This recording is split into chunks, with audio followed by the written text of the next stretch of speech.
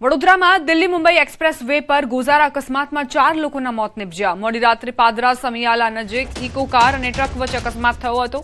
ગાડીમાં કુલ 8 લોકો સવાર હતા। અન્ય લોકોને નાની મોટી ઈજાઓ પહોંચી।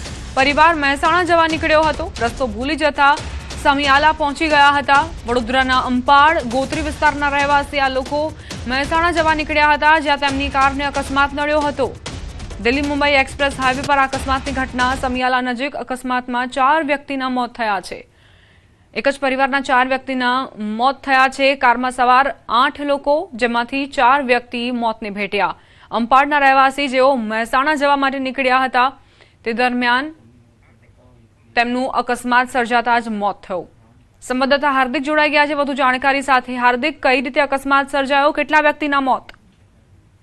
बिल्कुल थी। जो આપણે વડોદરા દિલ્હી મુંબઈ એક્સપ્રેસ વે ની વાત કરીએ તો અકસ્માત ઝોન બની ગયો હોય તે પ્રકારની સ્થિતિ છે, કારણ કે દર 10 દિવસે આ જે રોડ છે ત્યાં અકસ્માત જે છે તેની ઘટના થતી હોય છે। જો આ અકસ્માતની વાત કરવામાં આવે તો એક પરિવાર હતો, તે મહેસાણા જવા માટે નીકળ્યો હતો, પરંતુ ભૂલથી તે ઊંધા રસ્તે ચડી ગયો હતો અને ત્યારબાદ અકસ્માતનો ભોગ જે છે ત્યાં પરિવાર બન્યો હતો।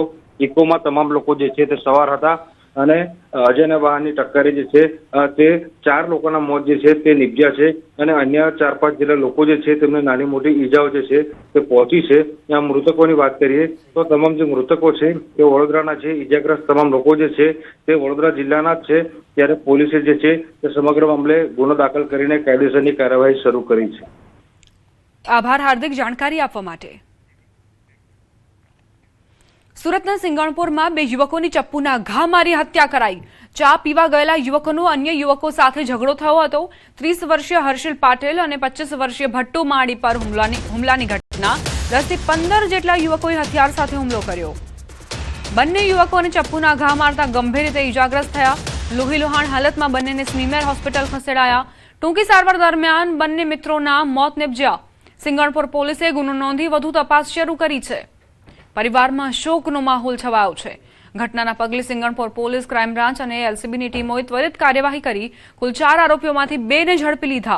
અન્ય 2 ફરાર આરોપીઓની શોધખોળ ચાલુ છે, જ્યારે મૃતક યુવક ગુનાહિત ઇતિહાસ ધરાવતો હોવાનું સામે આવ્યું છે। मरण जनार है, ये मरण जनार चाकू लेके आता है मारने के लिए और इसको खुद ही इसको चाकू लग जाती है और इसकी डेथ हो जाती है। दूसरा जो आदमी है उसकी भी सारवार के दौरान डेथ होती है। टोटल 2 लोगों की मरने की खबर है।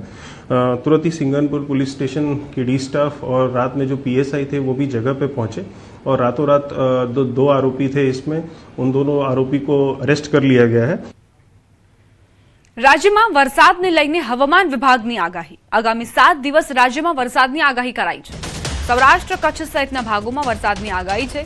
થંડરસ્ટોર્મ સાથે હળવાથી મધ્યમ વરસાદની આગાહી। 11-12 જૂને સૌરાષ્ટ્રમાં વરસાદની આગાહી છે। वेदर सिस्टम्स हैं, इसके साथ ही जो साउथ वेस्टर्ली विंड्स चल रही हैं लोअर लेवल्स में, स्टेट के ऊपर मॉइस्चर आ रहा है, तो इनके प्रभाव से हम एक्सपेक्ट कर सकते हैं कि गुजरात रीजन में अगले 7 दिन तक isolated light to moderate rain thunder showers हो सकते हैं। और सौराष्ट्र कच्छ में भी आज डे 1 में और फिर उसके बाद डे 5, 6, 7 में थोड़ी सी एक्टिविटी आने की संभावना है। बीच में सौराष्ट्र कच्छ में डे 2, 3, 4 में ड्राई रहने की उम्मीद है। ચોમાસું મહારાષ્ટ્રમાં પહોંચ્યું। હાલ ચોમાસાને આગળ વધવા માટે સાનુકૂળ સ્થિતિ છે। આગામી 2 થી 3 દિવસમાં મહારાષ્ટ્રમાં આગળ વધશે ચોમાસું। આગામી 7 દિવસ તાપમાનમાં કોઈ ફેરફાર નહીં થાય। અમદાવાદમાં 41 ડિગ્રી તાપમાન રહેવાની આગાહી। દક્ષિણ પશ્ચિમથી પશ્ચિમના પવન ફૂંકાયા। जो मानसून अभी साउथ वेस्ट मानसून प्रोग्रेस कर रहा है, कल एंटायर गोवा को उसने क्रॉस कर लिया था, महाराष्ट्र में एंटर कर गया है और उम्मीद है कि अगले 2 से 3 दिन में महाराष्ट्र के कुछ और पार्ट्स में भी आ जाएगा। और मैक्सिमम टेम्परेचर्स की बात करें तो 24 घंटे में हमारा जो हाईएस्ट आया है गुजरात में वो 41.5 अहमदाबाद में आया है और अगले 7 दिनों के लिए कोई विशेष बदलाव होने की उम्मीद नहीं है मैक्सिमम टेम्परेचर्स में। હવામાન નિષ્ણાંત અંબાલાલ પટેલની આગાહી। 11 જૂને મુંબઈના ભાગોમાં વરસાદની શક્યતા છે। મુંબઈથી આગળ વધતા ચોમાસાની ગતિ ધીમી પડી જશે। દક્ષિણ ગુજરાત, દક્ષિણ સૌરાષ્ટ્રના ભાગોમાં વરસાદની શક્યતા, ગાજવીજ સાથે વરસાદની શક્યતા છે। 16 થી 17 જૂન રાજ્યના કેટલાક ભાગોમાં વરસાદ પડશે। 16 જૂન બાદ સારા વરસાદની શક્યતા છે। ચોમાસું ધીરે ધીરે રફતાર પકડશે। 29 જૂનથી 7 જુલાઈ સુધી ચોમાસું સર્ક્યુલેટ થઈ જશે। વેસ્ટર્ન ડિસ્ટર્બન્સની અસર ચોમાસા પર જોવા મળશે. ભારે પવન વરસાદને ખેંચી લે તેવી શક્યતા. આર્દ્રા નક્ષત્રમાં વાવણી કરવી ખેડૂતો માટે સારી રહેશે.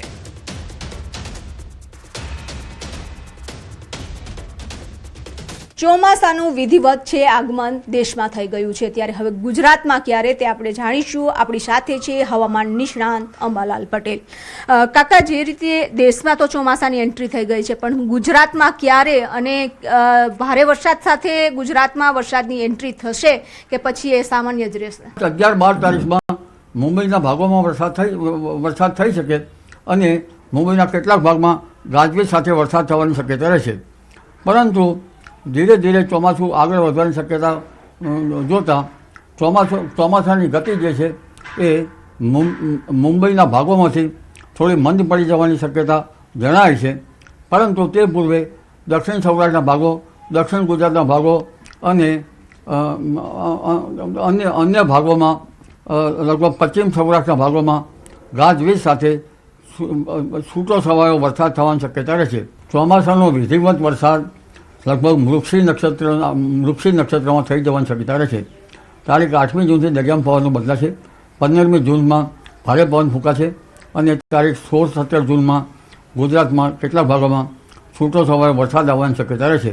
પરંતુ સારો વરસાદ તારીખ 16 બાદ આવવાની શક્યતા રહેતાં આદ્રા નક્ષત્રમાં તારીખ 18થી 28માં વરસાદ આવવાની શક્યતા રહેશે અને ચોમાસુની રફતાર તે ધીરે ધીરે પકડશે અને 29મી જૂનથી 7મી જુલાઈ સુધીમાં રાજ્ય સહિત દેશ સહિત રાજ્યના ઘણા ભાગોમાં ચોમાસું સેચ્યુરેટેડ થઈ જવાની શક્યતા રહેશે.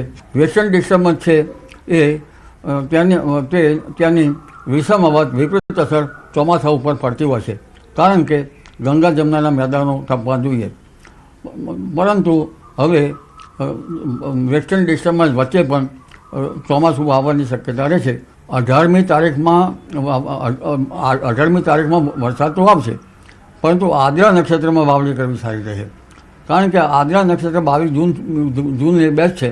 તે પૂર્વે મૃગશી નક્ષત્રમાં વાવણી કરવામાં આવે તો રોગ જીવાતનો ઉપદ્રવ વધતો હોય છે અને જીવાતો લગભગ એક થડ માત્ર રાખીને પાંદડાઓ ખાઈ જતા હોય છે. અને ખાસ કરીને આદ્રા નક્ષત્રમાં ખેડૂતોએ વાવણી કરવી જોઈએ. કેમેરામેન અમિત શર્મા સાથે વિભુ પટેલ, ન્યૂઝ 18 ગુજરાતી, ગાંધીનગર. તાપીના નિઝર તાલુકામાં